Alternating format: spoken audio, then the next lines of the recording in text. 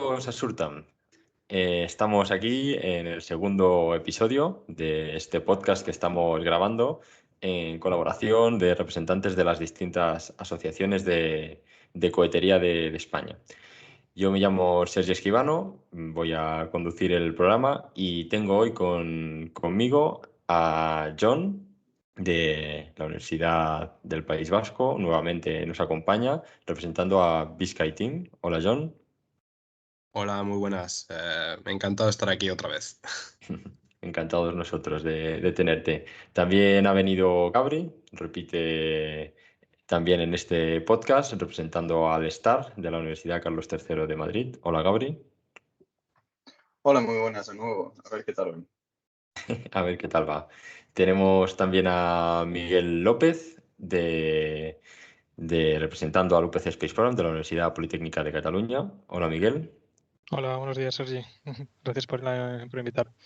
Nada, Miguel se nos ha unido nuevo este programa. Ya os comenté que íbamos a hacer rotaciones de participantes. También nos acompaña nuevamente Pablo, representante de Euroavia, estudiante de la Universidad Politécnica de Madrid. Hola, Pablo. Muy buenas tardes, Sergi y compañía. Buenas tardes. Bien, el programa hoy lo traemos cargado de contenidos. Vamos a realizar un primer bloque en el que vamos a hablar sobre cómo nos organizamos, después de que el mes pasado comentáramos cómo nacen estas asociaciones y cómo le nace a uno las ganas de participar en ellas. Luego viene el tema de que una vez estás dentro, cómo te organizas, cómo salen adelante. Y cada uno de los representantes de las asociaciones nos va a poder comentar cuál es su visión, cuáles son sus experiencias, quizá alguna anécdota, comentando pues cómo coordinarse a nivel técnico y a nivel humano para sacar adelante este tipo de proyectos. En la sección de noticias vamos a comentar inevitablemente algunas consecuencias que se derivan de la trágica guerra en Ucrania, referentes al sector espacial, como son las cancelaciones o posibles cancelaciones de programas como ExoMars, problemas logísticos derivados de la falta de llegada de motores RD-180 que vienen de Rusia normalmente, todos estos problemas que está habiendo en la coordinación de las misiones espaciales, que como sabéis tienen la característica de estar movidas por distintos países y empresas de distintos países, cómo está afectando esta situación a esta característica de los motores. Y luego también haremos una actualización de las noticias más recientes sobre la constelación Starlink, ya que sin duda es uno de los cambios de paradigma, esto de las macroconstelaciones, y queríamos traerlo al programa. Por último, en la sección de estas misiones históricas curiosas que queremos traeros relacionados con el sector del espacio, de la propulsión y espacial y de los cohetes en general, nos va a hablar Miguel de Nerva, que es una aplicación muy curiosa sobre motores basados en energía nuclear. Así que bien, sin más dilación, vamos a la parte de la tertulia. Y empezamos esta parte, como decía, hablando de la organización de los proyectos. Y es que, claro, nacen muchas dudas sobre cómo organizarse, cuál es la mejor opción, si es que realmente hay mejores opciones o simplemente hay distintas formas de aproximarse a los problemas. Y quería preguntaros, digamos que ¿dónde hay más problemas cuando realizas un proyecto de estas características? ¿En la organización técnica, en que salgan adelante técnicamente los proyectos, o si casi que eso es lo de menos y el mayor problema está en organizar a las personas? No sé si, por ejemplo, John, nos puedes contar tu experiencia en este sentido. Sí, pues yo en la experiencia que tengo, en un primer momento cuando entré al equipo pensaba que lo más complicado iban a ser los desafíos técnicos de desarrollar un cohete, porque cuando piensas en un cohete, pues piensas en algo que requiere de mucha ingeniería y muchos cálculos y ese tipo de cosas. Pero luego, según he ido participando más en el equipo, pues he visto que la parte de la gestión de las personas y de los equipos es muy complicada y que tiene pues, mucho efecto sobre el éxito de las misiones. Y eso, yo desde mi punto de vista, la gestión humana es la parte más complicada, el cómo dividir las tareas, cómo coger ese proyecto complicado y dividir el trabajo entre personas, cómo hacer que luego el trabajo que hacen cada una de esas personas encaje bien con lo que han hecho el resto, que la información dentro de la organización fluya. Todo eso creo que es la parte más complicada bueno, de nuestros proyectos y de cualquier proyecto de ingeniería. Y eso es más o menos lo que yo he vivido a lo largo de mi estancia en Vizcaya. Muy interesante, John, esa visión, porque realmente uno a veces entra en una asociación de cohetes pensando que va a aprender de motores, de propulsión, etcétera, y lo que se encuentra es un máster intensivo en recursos humanos, etcétera. No sé cómo has visto tú esta visión, Miguel, si has tenido un acercamiento parecido a este tipo de situaciones en las que a veces hay más problemas para coordinarse que para sacar el trabajo en sí. Sí, sí, sí, concuerdo totalmente con lo que ha dicho John. Yo además tengo la suerte de estar en dos asociaciones actualmente, aparte del Space Program, y además de estar estudiando en la carrera, pues justo bastantes asignaturas de gestión de proyectos. Y dejas claro el rol, ¿no? De que tiene que haber mínimo una persona, un coordinador de departamento, un coordinador de proyecto, un coordinador de coordinadores, ¿no? Que es capaz de saber cómo está yendo el progreso de todo, porque también si no, la carga la carga que recaería en los propios técnicos que están, pues los que se están dedicando más a la parte ingenieril, eh, pierden totalmente su capacidad de trabajar porque tienen que estar centrados en componentes que no tienen nada que ver con su campo de aplicación. Y esta capacidad, ¿no? que da la coordinación de tener coordinadores, de que una persona se centre solo en su tarea y saber que hay alguien, entre comillas, un eje guardián, ¿no? que se está asegurando de que lo que haces va a tener un resultado útil. eh, lo he notado mucho al entrar por primera vez en una asociación. Estamos muy acostumbrados los estudiantes, ¿no? a estar en el entorno universitario en el que simplemente nos ordenan, nos dan un informe, nos dan problemas, preguntas que hay que resolver.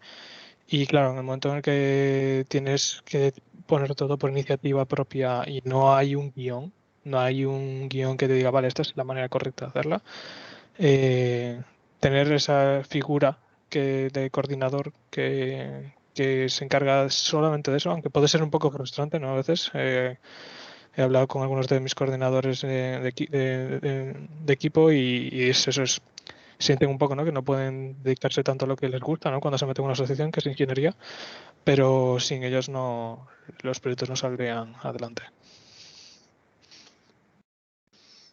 Sí, efectivamente tenemos ese grupo de personas, ¿no? que tienen que terminar encargándose de esa parte de la gestión humana. No sé tú, Pablo, qué tema qué nos puedes aportar en este sentido, porque sí que es verdad que Euroavia es una asociación que quizá no está tan enfocada en desarrollos técnicos, sino que potencia mucho más toda esa parte de coordinación humana y cómo de alguna forma esas herramientas que hay que desarrollar para esa organización son un desarrollo técnico en sí mismo, ¿no? Porque al final todo el tema de project management y demás tiene sus herramientas, tiene sus metodologías y también es un aprendizaje en sí mismo que hay que tener, ¿no? Totalmente de acuerdo. O sea, de hecho creo que se mencionó ya en el primer podcast.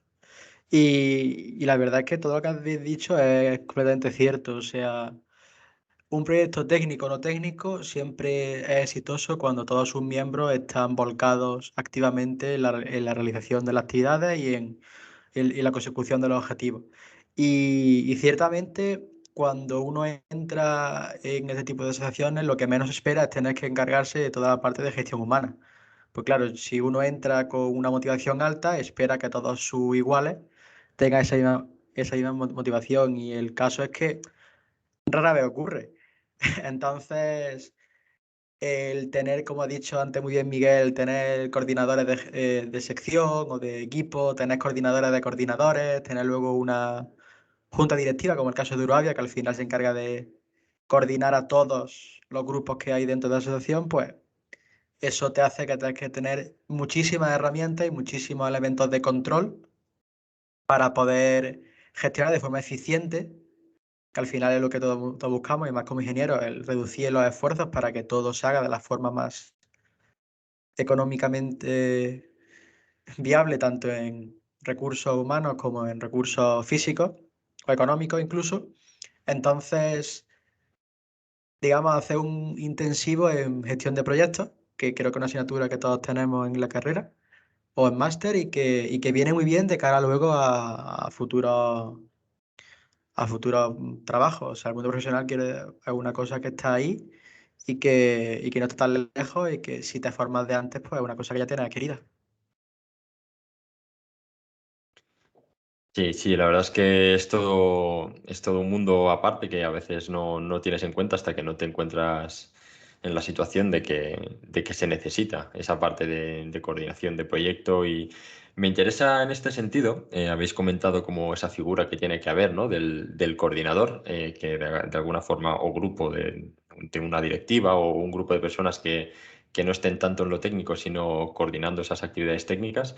Y me gustaría saber vuestra visión, por ejemplo, Gabri, si en vuestras asociaciones es el mismo grupo de personas que quienes hacen la coordinación técnica y esa coordinación de recursos humanos o de asignación de proyectos, etcétera, porque hay toda una serie de tareas que hay que realizar, de organizar reuniones, hacer actas, crear departamentos, etcétera, y luego toda una parte que es más de coordinación, pero coordinación técnica, de darte cuenta que los trabajos técnicos que están desarrollando por separado cada uno tienen un propósito común y tienen sentido como un conjunto. No sé, en ese sentido, Gabri, ¿qué nos puedes aportar sobre si es mejor que sea la misma persona quien haga ambas cosas o personas separadas? ¿Qué situaciones te has encontrado en referencia a eso? Al menos en lo que es nuestra asociación, STAR, sí que existe, estos roles están más o menos separados. Por un lado tenemos el rol del líder de departamento, que se encarga un poco más de la organización técnica del proyecto, la gestión del aspecto técnico, mientras que luego hay otro grupo de personas que básicamente se organizan con estos diferentes líderes de departamento para organizar más esa parte de recursos humanos, a lo mejor los objetivos más de alto nivel, es decir, la estrategia de lo que es la asociación, etcétera. Así como debería ser, ya que al final lo que consigues es que pues, cada uno de ellos se especialice un poco en lo que sé que está haciendo y se pueda centrar en ello, porque la organización que necesitas desde el punto de vista técnico, es decir, pues tú tienes un proyecto con unos objetivos técnicos y repartir estos objetivos entre la gente que tienes para ser capaz de llevarlos a cabo, es una cosa bastante diferente de lo que viene a ser organizar la organización a más alto nivel, desde el punto de vista más estratégico e intentando alcanzar los objetivos a largo plazo que se propongan, el manejo de gente, etc.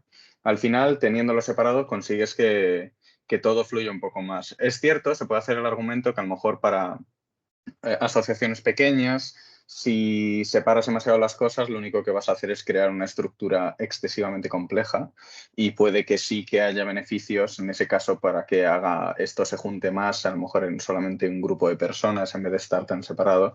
Pero definitivamente cuando una asociación empieza a crecer, empiezas a ver que esta separación de responsabilidades es muy necesaria y al final ayuda mucho al funcionamiento correcto de una asociación.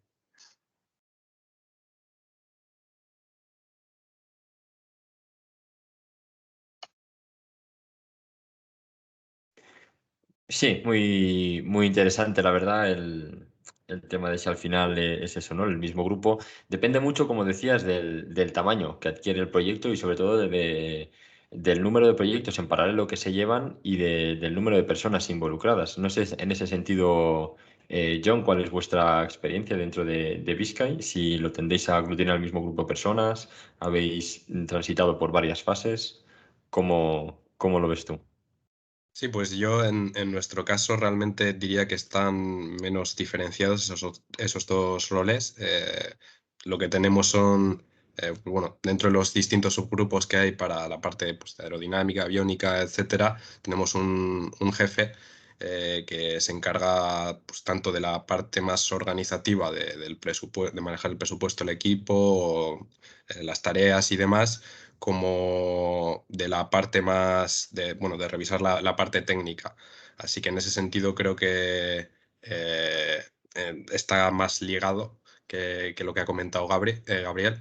Y eso, y el team leader, que es un poco la figura que, pues el jefe del grupo de jefes, también en este caso este año soy yo y considero que por una parte se puede argumentar eso, que es importante, sobre todo en organizaciones grandes, separar la parte técnica de la organizativa, pero yo también creo que es muy importante que haya una simbiosis muy estrecha entre la parte técnica y organizativa, y que las personas que están a cargo del equipo y de cuáles son los objetivos estratégicos que se marquen, tienen que estar muy enterados de la parte técnica del proyecto, de cuáles son las complicaciones, también cuáles son las capacidades de la gente que hay de la gente que hay en el equipo.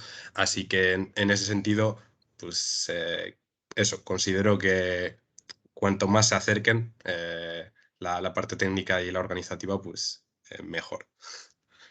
Pero bueno, eso es mi punto de vista. Completamente, sí, no, aparte es lo que decía al principio, que al final no es que haya tanto acercamientos mejores y peores, sino que lo que se adapte a cada una de las asociaciones, y como poco a poco se va viendo que da mejores resultados y peores, pues en función del grupo de personas en sí mismo, porque quizá hay un grupo de personas que sí que podría hacer ambas funciones, u otros que funcionan mejor por separado, etcétera, etcétera, ¿no? Entonces, también me interesa aquí, Miguel, tú que antes lo has esbozado un poco, ¿no? Pero como estás en dos equipos distintos, ¿no? Pues si observas alguna diferencia en estos acercamientos a nivel de si son las mismas personas en concreto las que se encargan de una cosa, de esa parte más organizativa que decimos, de personas y demás, y de esa coordinación más técnica. Sí, gracias, Sergi. O sea, lo que he notado básicamente es que dependiendo de la asociación, cuando la dificultad técnica, sobre todo rigurosidad técnica que hay que tener de pues, protocolaria, de seguir cierta normativa y cierta complejidad intrínseca de la tarea, eh, al requerir más gente para poder realizarla, lo que comentábamos, en proyectos grandes que quieren escalar bien, no es fundamental, ¿no? Esta figura de coordinador. Sí que es eso, que he notado eso, que los equipos grandes sin una persona que se dedique directamente a coordinación, no tiene por qué ser dedicado directamente a coordinación, es decir, puede seguir siendo una persona, entre comillas, que se conoce como de tutor, en ese sentido de que no está directamente implicado en el desarrollo técnico y en pues, el diseño de planos o en el desarrollo directamente de código, pero que también sirve como consulta, ¿no? Es una persona que sabe suficiente del tema como para poder responder dudas y tomar decisiones que el resto pues se quedan como pues eso, que hay una duda, ¿no? De, oye, ¿este método será mejor o este? Pues ahí tiene que haber una persona que sea al final la que diga, vale, pues vamos a ir por aquí, por esto y por esto y por esto, y por tanto, que no se deje simplemente llevar por, bueno, pues desarrollamos el plan A y B a la vez y ya iremos escogiendo, y entonces ahí empezamos a meter fricciones en el sistema, dejamos de ganar, de conseguir llegar a los objetivos. Entonces, además, teniendo en cuenta que estas asociaciones universitarias, pues en principio, bueno, al menos en mi caso, no hay ningún sueldo. La determinación de los miembros y la motivación de ellos es súper importante. Entonces, tener una persona que esté ahí, que te respalde, ayuda a decir, vale, voy a luchar por esto porque a mí me interesa y hay gente que está a mi lado haciendo lo mismo que hago yo y juntos vamos a hacer algo grande, ¿sabes? Esa sensación de estar en algo importante. Muy bien, sí, ¿no? La verdad es que me alegra mucho que introduzcas este tema de que, bueno, de recalcar, claro, que al final somos asociaciones universitarias, como dices, el salario suele ser negativo más que positivo. Dedicamos tiempo y dinero que tiene un retorno en ganancia de experiencia y por eso también las personas que normalmente llegan a estas posiciones de coordinación de proyectos y coordinación técnica y coordinación de recursos humanos suelen ser las personas más veteranas dentro del equipo, suelen ser cuando ya llevas una serie de experiencias pasadas, pues te permite afrontar mejor esas tareas de coordinación. Y en este sentido, me gustaría introducir también el debate o la pregunta de que, teniendo en cuenta que somos asociaciones universitarias, que al final, en teoría, estamos ahí para aprobar una carrera, sacar unas asignaturas adelante, luego viene la época de exámenes y demás. ¿Cómo es una manera eficiente de coordinar estos equipos? Si al final vale la pena introducir como desde estos organismos de coordinación unas exigencias por objetivos, unas exigencias por horas dedicadas, unas exigencias por, bueno, pues digamos que cómo hacer ese control, ¿no? Si una organización como por así decirlo más estricta, ¿no? Que de alguna forma quiera garantizar esa implicación de los participantes o intentar motivar más a través de que cada uno cuando tenga más ímpetu por una cosa, pues pueda hacer más y tirar más del carro y luego sea otra persona la que pueda hacerlo cuando esa otra esté de exámenes. Bien, ¿cómo afrontáis todo ese tipo de situaciones en vuestras asociaciones, por ejemplo, Miguel? Pues creo que ayer has dado un poco, ¿no?, el clavo, que es la motivación del estudiante, ¿no?, para dedicar horas y esfuerzo para ganar experiencia en estas tareas. Y creo que desde aquí hay que dejar claro que la manera más sencilla de conseguir esto es que haya consenso, ¿no? Es decir, cuando el objetivo de la asociación no está diseñada por un plan maestro, sino por un grupo de ideas juntadas y coordinadas y creadas entre los propios miembros, y es un diseño conjunto. No es un arquitecto y obreros que construyen la casa del arquitecto, es una organización conjunta, estamos todos tirando en el mismo sentido, no tenemos los márgenes de trabajo que podemos tener una empresa en la que tenemos pues, muchos empleados o tal. Tenemos recursos humanos limitados, recursos monetarios limitados, porque tenemos que recurrir a patrocinadores para cada cosa que intentamos conseguir, o si no, los propios, como comentabas tú, ¿no?, del sueldo negativo, los propios estudiantes tienen que poner una pequeña aportación mensual o lo que sea para poder seguir con el proyecto adelante. Ese consenso de que todos estamos totalmente de acuerdo en que todo se está llevando como todos queremos, es lo que al menos he visto que ayuda a que el proyecto salga adelante, y sin la gente quejándose, sin la gente poniendo problemas y la gente pues trabajando incluso pues eso, horas extras entre comillas, porque deja de ser una obligación y pasa a ser algo que haces tú porque quieres, un hobby o una pasión incluso. John, no sé si cómo ves tú este punto. Sí, yo concuerdo totalmente con Miguel en el punto que ha comentado de la motivación, que es el motor fundamental para que los miembros del equipo lleven a cabo el trabajo. Y también, pues eso, al ser unas asociaciones de estudiantes, que eso, que no recibimos remuneración económica por hacer el trabajo, creo que tampoco se puede ser demasiado rígido en cómo se plantee la forma de trabajar. Por eso yo creo que es mejor trabajar en este caso por objetivos que trabajar pues, por horarios, por ejemplo, que tengas que fichar X horas al día.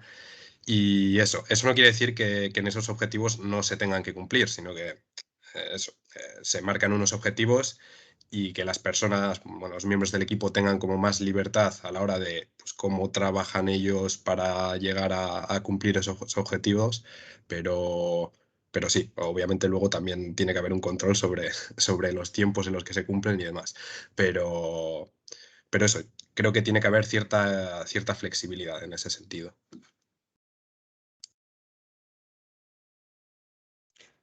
Sí, por tu parte, Gabri, desde Star, ¿cómo ves este tema en concreto? Pues estoy completamente de acuerdo en que la clave es la flexibilidad. Al final, pues como habéis dicho todos, esto es una asociación de estudiantes. Aquí quien trabaja lo hace porque quiere, porque le gusta, porque confía en el proyecto y porque lo quiere sacar adelante. También estoy completamente de acuerdo en que la clave y lo que se debe centrar es en el trabajo por objetivos. Al fin y al cabo, lo que tú quieres es llegar a conseguir algo. Si tienes alguien que te lo hace en la mitad de horas que otro, pues fantástico. Tampoco hace falta, en ese caso, seguir fustigándole para que trabaje. Pero aún así me parece que, sobre todo para nuevos miembros, el dar por lo menos una especie de estimación de horarios o a lo mejor de horas típicas de trabajo que se espera que tenga que dedicar para llegar a cabo los objetivos que se suelen plantear, puede servir para varias cosas. Pues para aquella persona que acaba de entrar, pues para ayudarle a hacerse una mejor imagen de qué es lo que va a tener que poner de su parte, y también de cara hacia afuera de la asociación para aquella persona que se está planteando entrar, hacerse una mejor idea de lo mismo, es decir, qué es lo que supone entrar en una asociación así. A lo mejor cuando una asociación está recién formada, estas cosas no se tienen. Esta es una experiencia que tiene que aparecer pues según una asociación empieza ya a tener tiempo y a generar una propia cultura de trabajo. Pero cuando una asociación está ya definitivamente establecida, este tipo de patrones, de estándares, ayudan a que se asienten unas bases y realmente que la calidad del trabajo, según van pasando diferentes generaciones de estudiantes a través de esa asociación, pues que la calidad del trabajo y los objetivos no cambien o se mantengan donde se querría que se mantuvieran, vamos. Muy bien, muy bien. Por último, me gustaría también dirigir la pregunta ahora a Pablo sobre, aparte de este tema que venimos hablando, ¿no? Del tener un control más o menos férreo sobre el tiempo que dedica cada participante en el proyecto, sino también hasta qué punto conviene crear grupos de trabajo que tengan un objetivo más o menos definido, pero que tengan que desarrollar entre varias personas, o hacer un esfuerzo desde la coordinación para paquetizar más, individualizar más esos paquetes de trabajo y asignarlos luego a personas en concreto. No sé, Pablo, en estos dos distintas filosofías de aproximar un problema, ¿qué nos puedes aportar desde tu experiencia? Pues buena pregunta, la verdad. Por partes. La de grupo de trabajo, creo que es indispensable. Yo creo que sea grande o pequeño el proyecto, es muy importante que cada paquete de tareas que tengan un objetivo común vaya asignado al mismo grupo de personas. Entonces, con esta filosofía, en Guravia trabajamos en departamentos o grupos de trabajo y digamos que cada uno tiene una función muy específica. Sí es cierto que mensualmente o semanalmente, según demanda, hay una reunión de coordinadores, una reunión de departamentos en las que se ponen en común los avances de cada uno y bueno, al final los proyectos son multidisciplinares y todos tienen que saber acerca de todo. Pero por agilizar y economizar tiempo se suelen, digamos, los coordinadores son los que tienen las reuniones multidisciplinares y luego cada uno en su distinto grupo de trabajo, pues actualiza al equipo o propone nuevos objetivos. En cuanto a paquetizar dentro del mismo grupo de trabajo, por ejemplo, las distintas actividades que haya, creo que eso depende mucho del equipo, de la responsabilidad de los miembros y también del tamaño del equipo. Porque en un equipo de 5 personas carece de sentido hacer 5 grupos de trabajo. Entonces también depende mucho de la capacidad de gestión de cada miembro y del coordinador. Entonces ahí creo yo que te lo da más la experiencia. Y creo que es un punto muy importante de cara a saber si el coordinador que tiene asignado ese grupo es bueno o no. Entonces, mi experiencia con este tipo de distribución es ambigua. He tenido grupos muy buenos, he tenido grupos muy malos. Y al fin y al cabo, también es parte del coordinador o del jefe de equipo saber identificar cuáles son las necesidades y decir, oye, por aquí no, por aquí sí. Entonces, ese crecimiento que se va haciendo al final es el know-how que tiene cada grupo y entiendo que a los proyectos técnicos pasa algo parecido. Y al final ese conocimiento es el más sólido de cara luego a seguir con el proyecto, porque quiere decir, el contenido técnico, al igual que el contenido en, yo qué sé, marketing digital, por ejemplo, pues eso hay un manual que se escribe o se puede redactar y se tiene y se deja y sirve para futuro. Pero el conocimiento de cómo se gestiona el equipo, cómo se gestiona el miembro, cómo se motiva al miembro que está desaparecido, cómo lidiar con épocas de estrés, como bien has dicho, épocas de exámenes, todo eso forma parte de la mano diestra o zurda, según corresponda, del coordinador. Entonces, en mi caso, por ejemplo, hay grupos en exámenes al que le tengo que dar vacaciones porque si no, a los pobrecitos me los cargo, y otros equipos a los que tengo que exigirle también que durante ese periodo al menos echen un mínimo de horas. Y el tema de horas subjetivos, pues ya depende. Eh, Grupos que, por ejemplo, en mi caso, mantenimiento de páginas web, eso va por horas, no va por objetivo. Creación de contenido digital para páginas web, eso, por ejemplo, sí va por objetivo. Entonces, hay que saber adaptarse a todo, trabajar con todo y irlo aplicando donde mejor se va adquiriendo. Y creo que al final ese es el bagaje y la experiencia que uno va que uno consigue cuando se mete en este tipo de equipos. No sé los demás cómo lo ven, pero al menos mi experiencia es esa, hay que tener de todo y saber aplicarlo en el momento justo.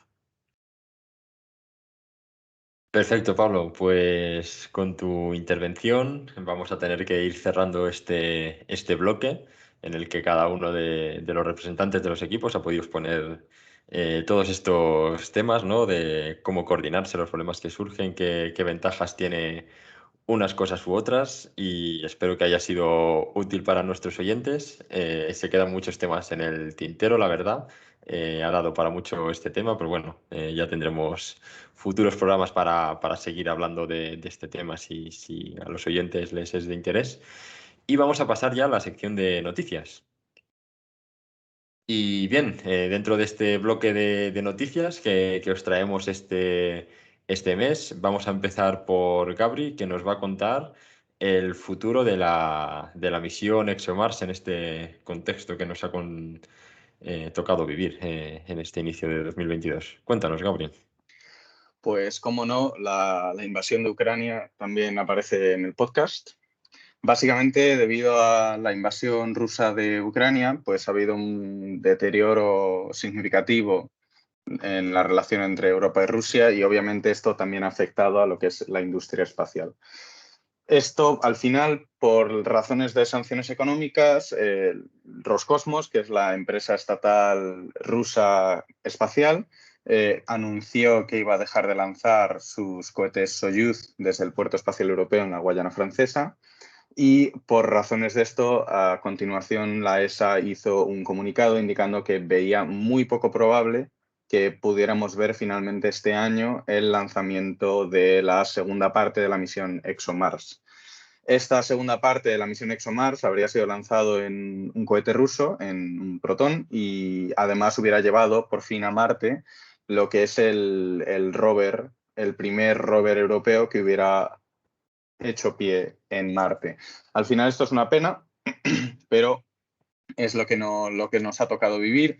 Así, por daros un poco más de contexto sobre la misión ExoMars, pues esta misión fue una en la que en principio era una colaboración entre la Agencia Espacial Europea y la NASA, pero debido a cortes de presupuesto por parte del gobierno de Estados Unidos, la NASA desapareció del proyecto, pero ese hueco vacío lo cubrió Roscosmos, la empresa estatal rusa.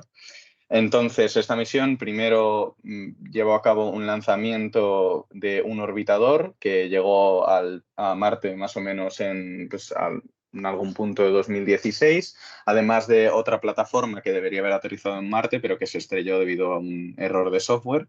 Este nuevo lanzamiento que hubiera ocurrido hubiera ocurrido en la segunda mitad del año de 2022, hubiera ya por fin llevado a Marte el rover que se llamaba Rosalind Franklin, en honor a la científica británica que investigó la estructura del ADN. Y como ya he dicho, este rover hubiera sido el primer rover europeo en Marte. Y además, este estaba equipado con un taladro de más o menos unos 2 metros de longitud, lo que le hubiera permitido en principio estudiar capas de Marte mucho más profundas que lo que, por ejemplo, el rover americano Perseverance es capaz de hacer. Y además es en estas capas más profundas a las que el Rosalind Franklin hubiera podido acceder, donde realmente esperan los científicos ser capaces de encontrar pruebas de si alguna vez hubo vida en Marte, si es que esta existió en algún punto. Al final, en conclusión, si este lanzamiento y por lo tanto la continuación de la misión ExoMars no puede llevarse a cabo, sería una gran pérdida para la comunidad científica y sobre todo para el sector espacial en Europa, pues teniendo en cuenta que sería un primer hito para la Agencia Espacial Europea, que ya no va, o en principio a lo que es el corto plazo ya no va a poder ser llevado a cabo.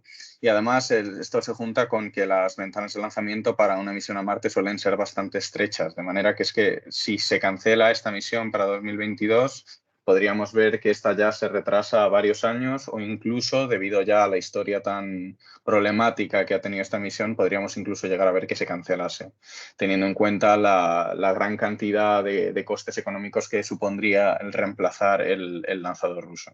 De manera que, pues al final, entre este conflicto ha traído muchos disgustos. Este es uno más, definitivamente no el peor, pero esperemos que al final esto se pueda solucionar y todo pueda volver un poco más a la normalidad. Muchas gracias, Gabri. Como dices, no es la peor noticia que nos trae el tema de la invasión, pero digamos que es la que nos toca tratar a nosotros como un podcast especializado en el tema de espacio, cohetería, etcétera. Me acuerdo un profesor que me dijo una vez que cuando viéramos problemas de falta de coordinación en el espacio de las naciones nos preocupáramos de verdad, porque muchas veces los países se van pegando pellizcos, pero en tema espacio siempre ha sido un sitio de gran coordinación científica, donde la Estación Espacial Internacional, con ese módulo ruso y módulo europeo, módulo americano, etcétera, ha sido como un estandarte de toda esa unión. Si bien es cierto que la no participación de China en la Estación Espacial Internacional y el hecho de que se tuvieran que montar la suya propia ya era un síntoma de ese deterioro en las relaciones internacionales, vemos que esto es otro duro golpe, y otro ejemplo de esto nos lo va a introducir ahora John con el tema de las exportaciones de los motores RD180. ¿Qué nos puedes comentar sobre esta noticia, John? Sí, pues yo continúo con el que, bueno, una derivada del que desgraciadamente es el tema de conversación de las últimas 2 semanas, que es la invasión de Ucrania. Y en este caso, pues otra derivada de este conflicto es que se va a paralizar la exportación de motores cohete por parte de Rusia a Estados Unidos. Y bueno, hace un par de semanas el director de Roscosmos, Dmitry Rogozin, declaró pues, que dejarían de exportar los motores RD-181 que se venían exportando a Estados Unidos desde hace tiempo, en concreto a las empresas Northrop Grumman y United Launch Alliance, ULA. Y eso, Rogozin, pues eso, tuiteó que se iban a dejar de exportar, poniendo que, pues bueno, que los americanos volasen sobre sus propias escobas. Y bueno, por poner un poco así en contexto, estos motores son unos derivados del motor RD-171, que se le diseñó para el conjunto energía Buran, del que justo hablamos el episodio pasado, así que si alguien no lo ha visto se puede pasar a escucharlo. Y bueno, así como diferencia respecto al RD-171, este derivado tan solo cuenta con 2 cámaras de combustión en lugar de 4.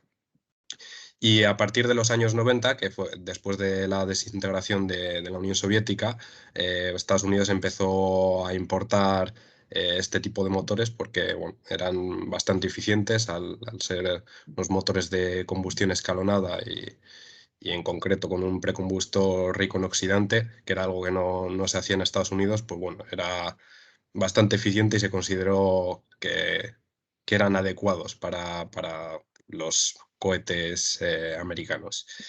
Y bueno, se han estado utilizando concretamente los cohetes Antares y Atlas V.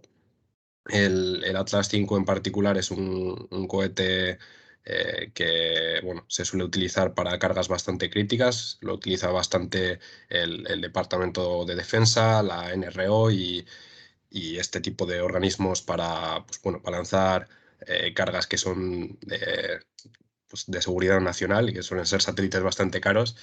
Así que es un vector bastante importante en ese sentido.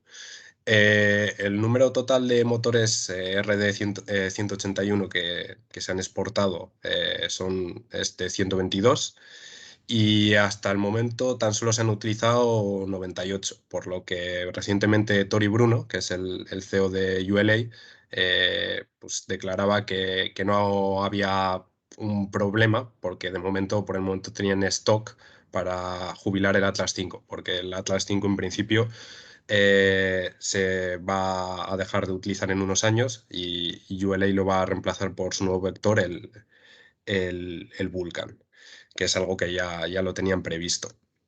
Este nuevo cohete, el Vulcan, no tendría el problema de tener que importar los motores rusos porque va a utilizar los B4 de la empresa Blue Origin, de Jeff Bezos. Y eso, son unos motores de oxígeno líquido y metano, que es un poco los combustible comburente de moda. Y de esta manera también lo que conseguiría la empresa ULA es pues, librarse de la dependencia que tenía hasta el momento de Rusia, que teniendo en cuenta cómo han sido las relaciones entre Estados Unidos y Rusia durante los últimos años, pues es algo bastante importante. Pero bueno, escuchando que ya era algo que se tenía previsto, el jubilar el Atlas V, podríamos pensar que es un problema solucionado, el tema de que ya no se vayan a poder importar los motores rusos, pero pues las cosas no están tan claras debido a que los B4, los motores de Blue Origin, pues llevan sufriendo retrasos durante ya varios años en su entrega. Y por el momento, pues hay noticias de que todavía se prevé que se retrasen más. De hecho, hay rumores de que hasta 2023 no entregarían las primeras unidades. Así que es posible que a pesar de que ULA cuente con stock de RD 181, pues igual no les lleguen para, hacer todos los lanzamientos necesarios hasta que cuenten con los nuevos motores. Y esa es un poco la noticia que traía. Perfecto, John. Muchas gracias por traernos este ejemplo, ¿no? Como más detallado de cómo al final estamos tan interconectados en el comercio internacional, si hasta para el elemento más sencillo como puede ser un lápiz o un bolígrafo se necesitan al final componentes y participaciones de materiales, empresas de distintos países, ya cuando vas a escalas como grandes misiones espaciales, cohetes, etcétera, todo ese impacto se ve como mucho más claro, ¿no? Bien, por último, para terminar esta sección de noticias, Pablo nos va a traer una actualización un poco de qué noticias han estado afectando a Starlink últimamente, ya que al final es uno de los grandes proyectos que serán muy importantes en este 2022. Adelante, Pablo. Pues sí, es que hace una semana nos saltaba Elon Musk con que iba a aportar conexión a Starlink para Ucrania en el contexto de la guerra contra Rusia. Y la verdad que lo que en principio parecía digamos, una calentada, perdóname por la expresión, pero una calentada más de los más, al parecer una cosa que está funcionando de una forma bastante buena, dentro de lo que es un contexto bélico, evidentemente, que ahora comentaremos, y que supone una alternativa real al 5G de las compañías telefónicas, que, bueno, digamos, son la principal competencia. Por poner un poco en contexto a los que no conozcan el sistema Starlink, se trata de una una constelación de satélites muy numerosa que orbitan bastante bajo, unos 550 kilómetros de altitud, en órbitas que se conocen como órbitas LEO. y cuyo objetivo es dotar de conexión a Internet a todas aquellas zonas rurales que actualmente no tienen esa opción. Cuando hablamos de conexión a Internet, pensaba evidentemente que la conexión a las zonas rurales es mucho más lenta. Lo que supone Starlink en comparación a lo que actualmente existe, si es que existe esa conexión a Internet en esa zona, es una conexión con un ancho de banda bastante bueno, con lo cual, digamos, mejoraría notablemente la calidad de la conexión en esa zona. Actualmente es una red que cuenta con unos 2.000 satélites, que se espera multiplicar por 2 en los próximos años y que tiene pedido permisos para tener hasta 30.000 satélites en órbita. Estamos hablando que, bueno, esto luego supondrá problemas futuros en cuanto a recogida de desecho espacial, que, bueno, puede ser una temática interesante para futuros podcasts. Las desventajas de este sistema es que requieren una serie de antenas que únicamente puede proporcionar Starlink, evidentemente, si no el monopolio se les pierde, y que tienen que estar muy expuestas. ¿Por qué? Porque ya que estos satélites están en baja órbita, para que la antena reciba bien la señal, tiene que estar en zonas altas, con buena visibilidad, etc. Lo cual, evidentemente, para el caso que están usando ahora, que es la guerra contra Rusia, pues evidentemente la funcionalidad es bastante baja. Porque si las antenas son fácilmente traqueables, pues estás poniendo una diana en el núcleo urbano donde tienes conexión a Internet. Pero bueno, esos son problemas que no nos atañen. Y en el contexto que tenemos, ¿será Starlink de aquí a futuro una alternativa viable para las conexiones a Internet por 5G o las móviles? Pues se verá, porque ya que está avanzando tan rápido este proyecto, las compañías telefónicas no se han quedado atrás y ya han anunciado en la Mobile World Congress de este año que van a intentar o están ya trabajando en aumentar la cobertura del 5G para que llegue también a este tipo de zonas rurales. Lo que sí es seguro, y es una buena noticia para todos, es que vamos a tener mejor internet en el pueblo, los que tengamos uno, y al final esto va en pro de tener un mundo más interconectado, de que todo el mundo tenga acceso a internet y mejorar la calidad de vida, ya que a día de hoy el internet es considerado un bien casi necesario para la vida. Perfecto, muchas gracias, Pablo, por traernos este tema tan interesante y hasta cierto punto polémico. Como comentabas, está todo el tema luego, ¿no?, de ver cómo gestionar toda esa cantidad de satélites, y para poner un poco en contexto, que es que al final el número de satélites que se envía no deja de aumentar cada año. Cada vez hay más países con capacidad de hacer lanzamientos. Sí que es verdad que pueden ser satélites más pequeños y lanzamientos más pequeños, pero de aquí poco habrá más satélites de Starlink que todos los satélites que se han lanzado en la historia juntos, ¿no? Entonces, bueno, va a ser todo un reto gestionar eso, y estaremos aquí para contar las noticias al respecto. Y bien, con este repaso de estos tres temas que nos han traído, terminamos aquí la sección de noticias de este episodio. E iniciamos el bloque de curiosidades históricas, de misiones históricas que os queremos traer cada mes, para poder hablar con más calma y con más detenimiento de algún proyecto interesante que queramos traer. Y en este caso, Miguel nos va a hablar de Nerva. Adelante, Miguel. Hola, muchas gracias, Sergio. Pues bien, como has introducido, vamos a hablar del proyecto NERVA, que son las siglas de Nuclear Engine for Rocket Vehicle Application, que bueno, ha sido un proyecto de reactores para propulsar cohetes basados en energía nuclear, ¿no?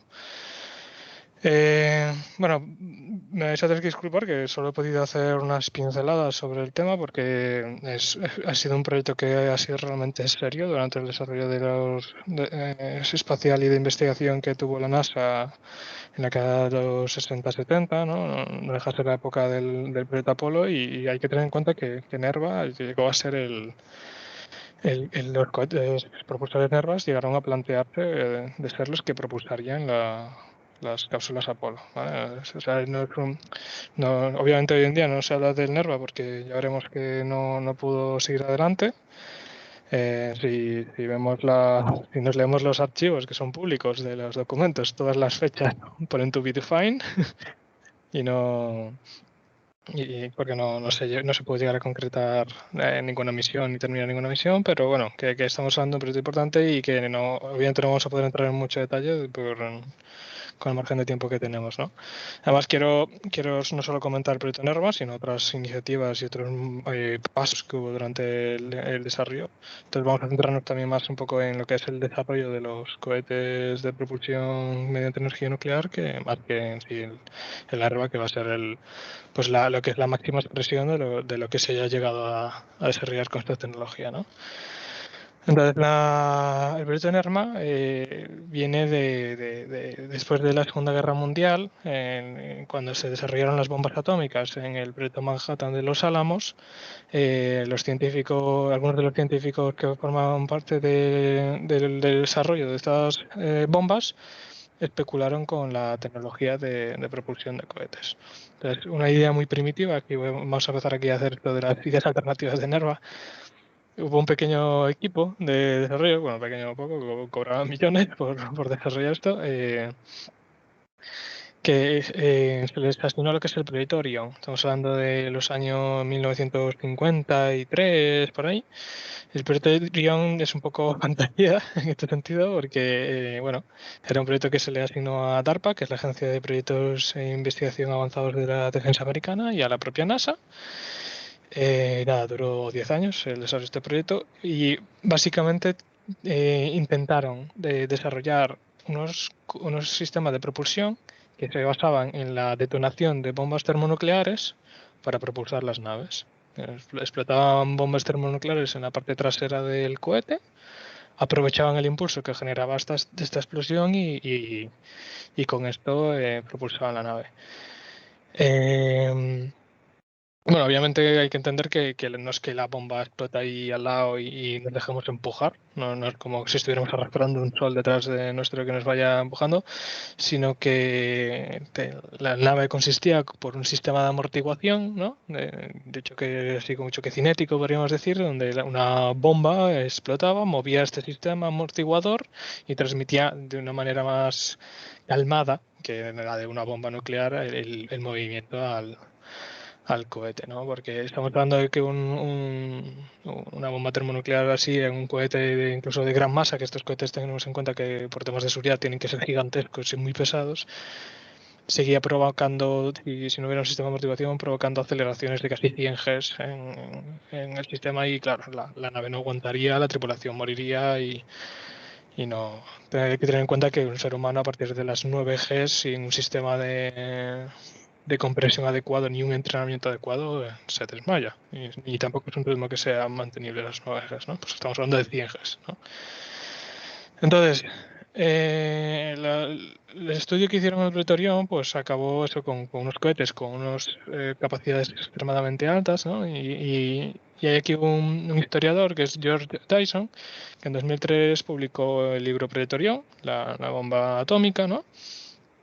En el que bueno, se plantearon diferentes versiones de este cohete basado en explosiones nucleares y había uno que bueno, se parecía mucho al Saturno V en lo que es el peso, ¿vale?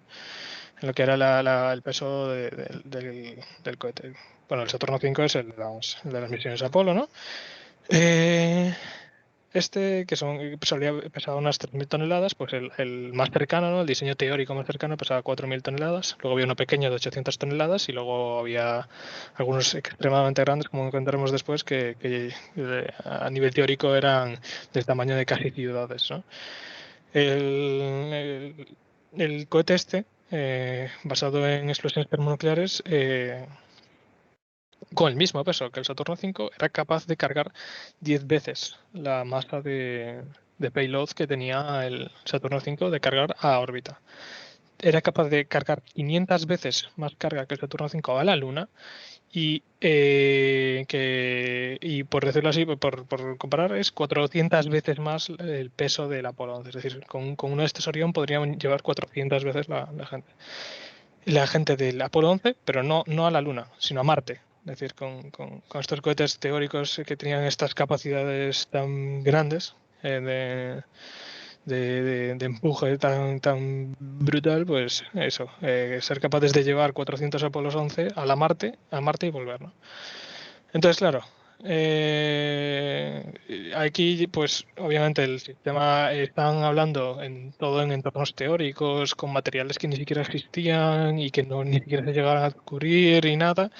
Entonces, bueno, al tiempo, ya en 1960, viendo que no podía avanzar el proyecto, porque teóricamente los materiales que necesitabas para construir estas naves no lo sabía, aunque bueno, se comenta que más adelante se supone que se descubrirían, pues no siguieron con este proyecto y en 1963 lo cancelaron, ¿no? Igualmente esta idea de las bombas atómicas para propulsar naves, sí que otros países como Inglaterra, pues empezaron también a probar, a hacer pequeños diseños, pequeños bocetos, en 1970, que es el proyecto de Dalo, ¿no? También un proyecto de poco recorrido, no hay esos materiales que son capaces de aguantar estas aceleraciones ni estas radiaciones. La idea de las bombas atómicas no atrae a nadie, no ayuda públicamente, no te ayuda a defender el proyecto cuando tienes que defender que tienes que gastar millones en crear cohetes cargados de bombas atómicas. Ten en cuenta que estos cohetes irían cargados, irían con 40 bombas atómicas para poder hacer los diferentes 40 o miles de bombas atómicas para poder hacer los diferentes impulsos que hicieran para la maniobra y es un poco complicado, ¿no?, defenderlo. Entonces, ahora vamos a acercarnos un poco más al proyecto NERVA. El proyecto NERVA no empezó directamente desde el planteamiento que hicieron en Los Álamos. Un proyecto previo fue el proyecto que se llama Proyecto Rover, ¿vale? Un pequeño proyecto que es el que terminó siendo luego el proyecto NERVA. El proyecto Rover lo siguió el laboratorio de Los Álamos. Estos científicos que habíamos comentado son los que empezaron a desarrollarlo en 1952, ¿sí? Y consiguieron avanzar muy rápido y ya en la década de los 60 hubo una transferencia de liderazgo y pasó a ser la NASA quien siguió desarrollando el proyecto. En 1958 o 60 pasó a ser la NASA quien llegó al proyecto y lo transformó en el NERVA, y ya el nivel de avance es que en 10 años los primeros NERVA ya se pensaban que en 1964 ya se podrían empezar a testar, a volar estos cohetes, a hacer pruebas de ellos en el aire, en el espacio. Se llama lo que es in-flight testing, ¿no? Rocket in-flight testing o RIFT. Entonces, bueno, el proyecto Rover, los primeros cohetes se llamaban Kiwi. Esto venía, ¿no?, del ave neozelandesa, que es incapaz de volar, dejando claro que estos cohetes no estaban diseñados para volar, estaban diseñados para probar la tecnología, ver qué empujes conseguían, qué rendimiento conseguían, qué pesos, qué materiales hay que probar, ¿no? Entonces, bueno, la complejidad de estos cohetes es absurdamente alta. Estos cohetes, a diferencia de los otros, que estaban basados en explosiones termonucleares, lo que utilizará un reactor nuclear para calentar hidrógeno y expulsarlo a alta velocidad. No se basaban tanto en expulsar material radiactivo, sino tanto en utilizar el reactor para calentar un material y que por culpa de la expansión térmica pues se acelerará mucho y empujar el cohete, ¿no? Entonces, por eso en este sentido estos cohetes son mucho más seguros que los otros, ¿no? Porque no tienen unas implicaciones lo que es tema radiológico tan importante, pero bueno, hubo pruebas también de pruebas de estrés en el que uno de los el Kiwi B explotó y por mucho que no fuera una bomba atómica, sigue siendo, y no es uranio tan enriquecido como una bomba atómica como para poder generar, siquiera, no puede generar una bomba atómica. Es decir, para tener una bomba atómica necesitas uranio muy enriquecido y no trabajan con uranio tan enriquecido. Pero sigue siendo, no deja de ser una bomba sucia, ¿no? Y se llegaron a encontrar partículas a cientos de miles de kilómetros, miles de kilómetros de la zona donde explotó, materiales radioactivos. Entonces, tampoco tenía muy buena pinta, ¿no? Que por mucho más seguro que fuera, obviamente más seguro que tiene una bomba atómica, no sigue siendo material radioactivo y hay que tener mucho cuidado, ¿no? Entonces, aparte de uno de los desarrollos paralelos a los QEEWI, había dos, que eran el Phoebus y el Pigware, pero básicamente eran lo mismo, pruebas de concepto para probar diferentes técnicas. Pero ya en el tiempo en que el Phoebus y el Pigware estaban en funcionamiento, ya empezó el desarrollo del primer NERVA. El primer NERVA se llamaba NERVA NRX, que es NRX viene de propulsión nuclear experimental. Entonces, el Kiwi era una prueba de concepto, el NRX era el prototipo. El prototipo que tenían que luchar. Entonces, porque tenían que conseguir que fuera algo más funcional, ¿no? Entonces, para que nos demos cuenta de las complejidades técnicas, estos cohetes se calientan tanto que los sensores que habían diseñado hasta el momento eran incapaces de aguantar el envite del reactor nuclear y se fundían, entonces tenían problemas porque no eran capaces de saber en qué estado se encontraba el cohete, ¿no? Entonces, ya empezando por ahí, pues ya tenían que empezar a desarrollar ya desde lo más básico, casi el tornillo, ¿no? Conseguir desarrollar un tornillo que aguantara los estreses que aguantaban estos cohetes, ¿no? Pero bueno, como comentamos antes, el proyecto avanzó muy bien, muy rápido,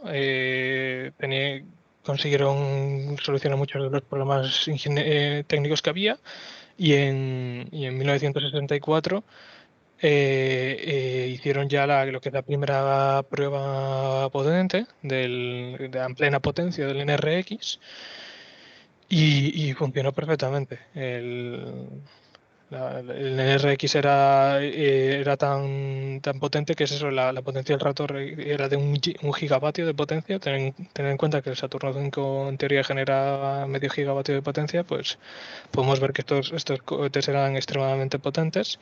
Luego veremos que los empujes no eran tan elevados, no estaban pensados para sustituir los motores químicos, pero sobre todo para despegar, son motores de maniobra, sin de cuentas, ¿no?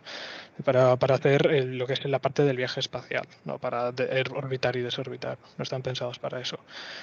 Entonces, la última versión de prueba del NRX fue la 6, que fueron capaces de mantenerlo 1 hora encendido y bueno, hay que tener en cuenta que un motor químico a los 10 minutos ya ha perdido la mayor parte de su impulso, de su capacidad de generar impulso, y este cohete aguanta muchísimo más. Luego veremos algunos hitos también importantes algunos hitos de estos cohetes en NERVA. Por hablar de eso, números grandes, ¿no?, que eran capaces de hacer el NERVA. Consumía tan solo 32 kilogramos por segundo de combustible, subía a una temperatura de 2300 Kelvin y el calor que generó después de esa hora de trabajo tardaron 4 días, ¿no?, en enfriarlo para poder sacarlo allí y volver a trabajar con él, ¿no? Entonces, el NRX había pruebas de él hasta la A8 o A9, si no recuerdo mal. Pero bueno, viendo el éxito y viendo que el presupuesto tampoco podían limitado y ponerse a hacer pruebas así un montón, y viendo que había ido bien la A6, pues ya sacaron lo que es el NERVA XE, ¿no? El NERVA XE ya sí que deja de ser prueba de concepto. Este ya es un propulsor que tiene que funcionar, que sirve para propulsionar una nave, ¿no? Entonces, este propulsor era muy grande, es decir, medía 7 metros de altura, 2,6 metros de diámetro, pesaba 20 toneladas, no es, así se dice rápido, pero es bastante más pesado que los F1 que propulsionaban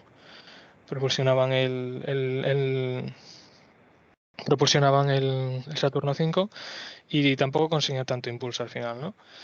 Entonces, la versión mejor que hubo fue lo que se llama el XE Prime, que es la más bestia que fueron capaces de hacer, que fue capaz de encenderse y apagarse 28 veces y mantenerse encendido durante 1700 segundos. Y claro, esto daba la perspectiva de que podíamos llegar a ir a Marte, hacer viajes permanentes a la Luna y hacer viajes alrededor del sistema solar. Pero bueno, hay que tener en cuenta que este éxito ocurrió ya era 1970, estábamos en plena guerra de Vietnam, cambios políticos, llegó Nixon con los recortes y dejó de tener tanta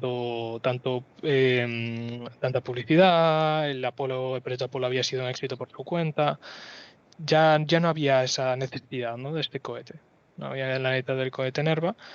Entonces, bueno, como podemos ver, es un proyecto que llegó muy lejos. De hecho, se gastaron muchísimo dinero, es decir, 1,4 billones de dólares de aquella, 14 billones de dólares actuales, billón americano, no, no millones de millones, miles de millones. Y no pudo ni siquiera llegar a volar, ¿no?, pese a los grandes avances. Actualmente la NASA sigue trabajando en cohetes termonucleares, pero con mucho menos presupuesto y con unas perspectivas mucho más ligeras.